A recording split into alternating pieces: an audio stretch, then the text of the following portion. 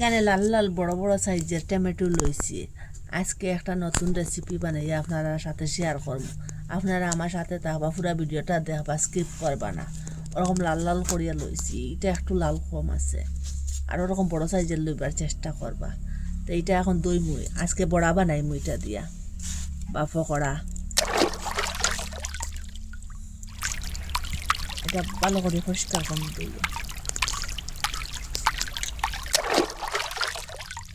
এখন কাটিয়া দেখাই। প্রথমে এই সাইডটা ফেলাই দিন, এত কাটটাও না এত পাতলাও না, ওরকম করে কাটিন। দেখুন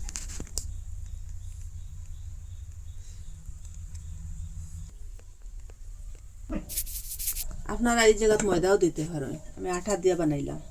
আটা দিয়ে বানাইলে হেলদি। এই বাটি দিয়ে মাফ করিয়া আর 2 বাটি বেসন দিয়া দিন। হলুদ গুঁড়া, মরিচ গুঁড়া, আর এখানে সব কিছুর যে গুঁড়া, জিরা ধনিয়া এখানে দিলাম, স্বাদ মতো লবণ দিলাম। এখন সব কিছু মিশাই, একটু একটু জল দিন। জলটা একবারে দিবা না, একটু একটু করে দিবা, নাইলে বেশ পাতলা হয়ে যাবে। আর পাতলা হয়ে গেলে আবার বেসনটা দিয়ে ঘন করতে লাগবে।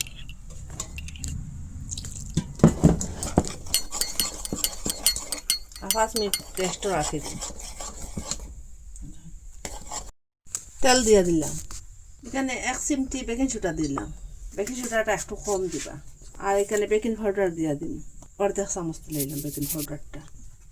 আগে একটু ঘন রাখলাম, বেকিং সোডা বেকিং পাউডার দেওয়ার পরে একটু পাতলা হয়ে গেছে। খুব ভালো করে ওরকম ম্যাশ করুন। টমেটো এক পিস লইয়া ওরকম করিয়া দেখুন, একবারে লইতাম 3 পিস 4 পিস করে লইম। তেলটা গরম হয়ে গেছে, আর ওরকম ব্যাটারটা লাগাইম টমেটোর মধ্যে। দেখুন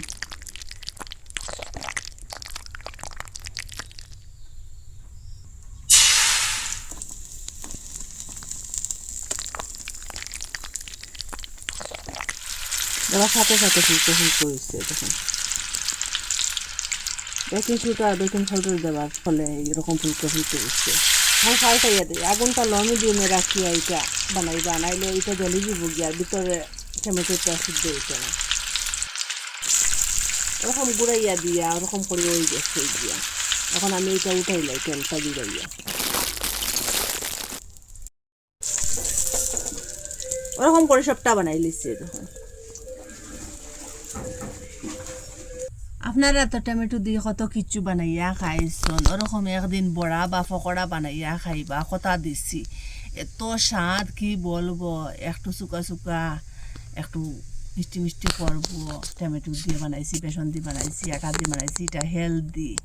এটা এমনিও খাইতে পারবা, একটু পেঁয়াজ দিয়া, আর ভাতের সাথেও খাইতে পারবা, রুটির সাথেও খাইতে পারবা। আর এটার ভিতরটা কীরকম হয়েছে আপনারা দেখাই, এত নরম হয়েছে। দেখুন কীরকম সিদ্ধ হয়েছে। দেখেন এরকম যদি পকোড়া বা বড়া করে যদি বানাইয়া খাওয়া যায়, একটু খেরি পাতা দিলাম আর পেঁয়াজ কুচি দিলাম, সেম বাজারে দোকানে ওরকম করিয়া বিক্রি করুন।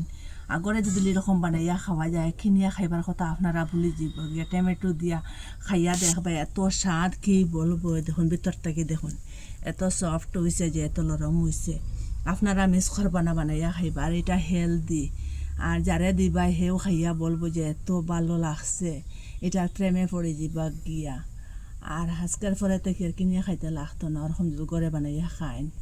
একদিন মিস করবা না, বানাইয়া খাইবা। কমেন্টের মধ্যে নিশ্চয় জানাইবা। আর ভালো লাগলে লাইক কমেন্ট শেয়ার সাবস্ক্রাইব করবা। কিনিয়া কথা খাইবার কথা ভুলে যাবা আপনারা, ওরকম করে বানাইয়া খাইবা।